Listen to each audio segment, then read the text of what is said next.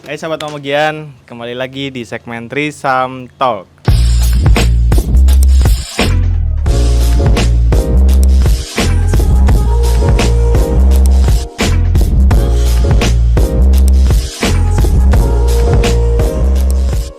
Di segmen kali ini kita akan membicarakan tentang satu job desk, satu departemen yang cukup penting, bahkan sangat penting dalam satu proses produksi film atau medium audiovisual lainnya, yaitu art director. Nah, kita udah sama Kak Feni, juga ada Lisa, dan di sini nanti kita akan bahas tentang apa sih itu art director, terus bagaimana sih proses kerja dari art director, juga apa aja kesulitan yang dialami oleh art director selama proses produksi. Oke, Kak Wen, apa sih sebenarnya art director itu? Art director art director adalah kalau dalam bahasa Indonesia pengarah seni ya.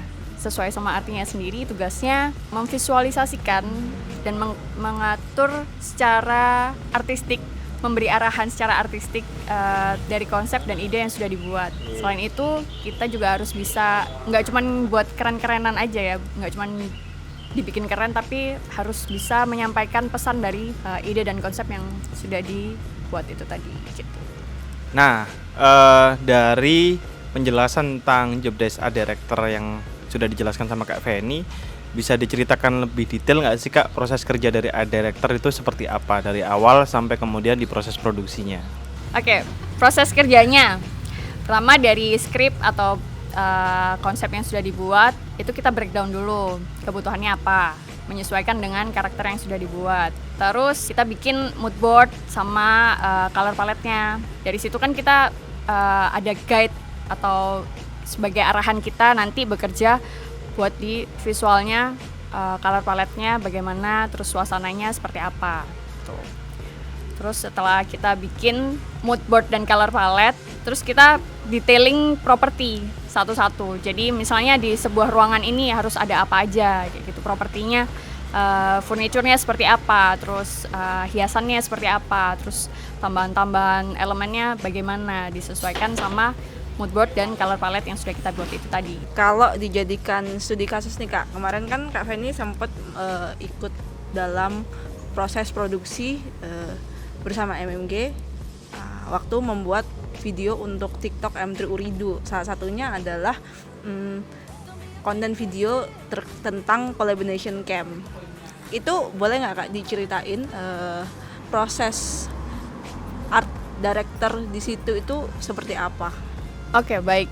Karena ini iklan untuk M3 Orido, nah sedangkan di M3 Orido sendiri itu sudah ada color palette yang pasti untuk identitas brandnya, yaitu warna merah, kuning, dan oranye. Pastinya kita harus munculkan di set warna-warna itu buat menunjang identitas brandnya itu sendiri. Nah, selain itu, karakter yang dibuat ini orangnya seperti apa sih yang memerankan ini?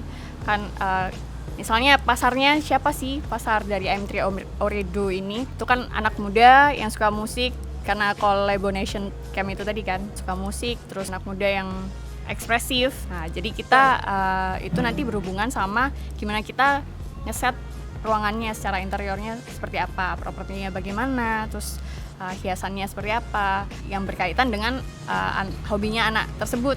Kayak dia kan suka musik, otomatis ada properti yang mendukung yang berkaitan dengan musik, kayak misalnya poster band, atau ada alat musik, atau ada headphone, atau apa kayak gitu kan.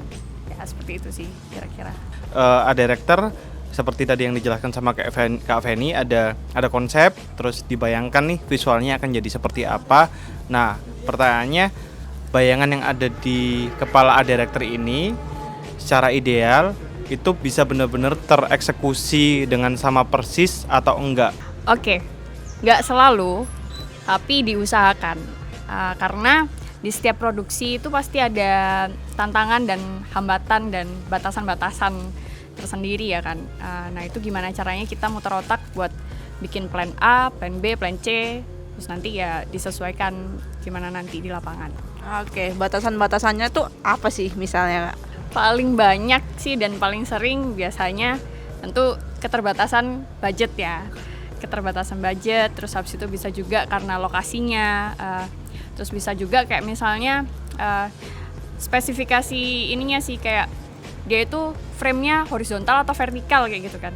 Jadi kan kita juga harus menyesuaikan proporsi di setnya seperti apa. Kalau misalnya biasanya kalau di film kan horizontal gitu kan, jadi kita melebar terus bisa di bagian atas atau bawah agak kosong gitu nggak masalah. Tapi sekarang ada juga nih ternyata TikTok versi vertikal, jadi kita harus menyesuaikan bagian atas dan bawahnya seperti apa kayak gitu. Ketika ngalamin proses produksi di lapangan yang ternyata banyak faktor yang membuat rencana awal itu tidak lagi memungkinkan untuk dieksekusi. Gimana nih solusi yang biasa Kak Feni lakukan dan teman-teman art department untuk membuat proses produksi ini tetap berjalan lancar dan objektif dari apa yang mau dibikin itu tetap tercapai? Nah, kalau begitu kita tadi kan sudah bikin plan awal nih yang maksimal bakal bisa kita achieve tuh segini misalnya. Tapi karena satu dan lain hal tidak bisa, jadi kita pakai plan B. Tapi kita diskusikan dulu. Jadi misalnya standarnya tadinya di sini nih. Terus habis itu kita turunkan sedikit. Terus kita diskusikan sama director, sama kreatif.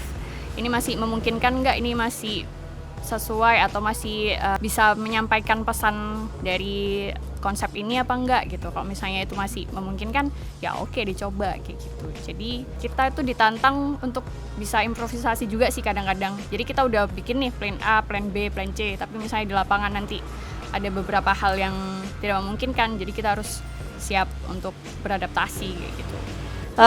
Kak Fen, berarti kalau misalnya yang tadi itu kan batasannya adalah yang kaitannya dengan ketersediaan properti. Nah, kalau yang tadi ada juga batasan berupa lokasi, itu kayak gimana? Kalau lokasi ada 3 macam sih ya. Tergantung, kita pas itu harus build up dari nol atau kan ada tuh yang sewa studio kosongan. Kita harus bikin dari nol, build up. Terus ada juga yang kita sewa rumah, perabot utamanya udah ada, kursi, lemari, tempat tidur, kayak gitu udah ada. Terus kita tinggal nambahin elemen-elemen yang lain. Entah itu lampu, hiasan-hiasan dinding, seperti itu. Terus ada juga rumah yang, wah ini rumahnya udah oke nih, udah pas. Tinggal kita merapikan dan konstruksi ulang penataan furniturnya, kayak gitu. Jadi nanti disesuaikan lagi sama kebutuhannya setnya, seberapa banyak. Kalau misalnya itu build up, otomatis kan harus hamin sekian ya. Karena kita harus mondar-mandir loading in barang dan menyusun barang dari awal.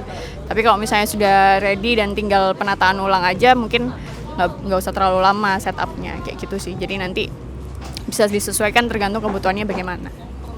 Oke, jadi kalau mendengar dari penjelasan Kak Feni tadi, maka dapat disimpulkan bahwa sebenarnya art director ini bukan pekerjaan yang cuman keren-kerenan aja ya, bukan cuman menghadirkan properti yang seperti apa di set, tapi juga bagaimana art director ini bisa menyampaikan pesan yang ingin disampaikan oleh director dan scriptwriter ke dalam visual yang ada di lokasi gitu, yang ada di set.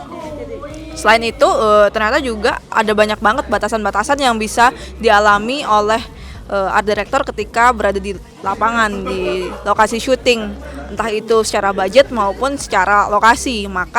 Tapi itu tidak menutup kemungkinan untuk syuting itu tetap berlangsung, sehingga art director ini harus pandai-pandai dalam mencari siasat, menyiasati supaya syuting bisa tetap berjalan, pesan tetap tersampaikan, konsep tetap aman gitu ya. Oke, sampai di sini bahasan Threesome Talk kita mengenai art director. Sampai ketemu di Threesome Talk berikutnya.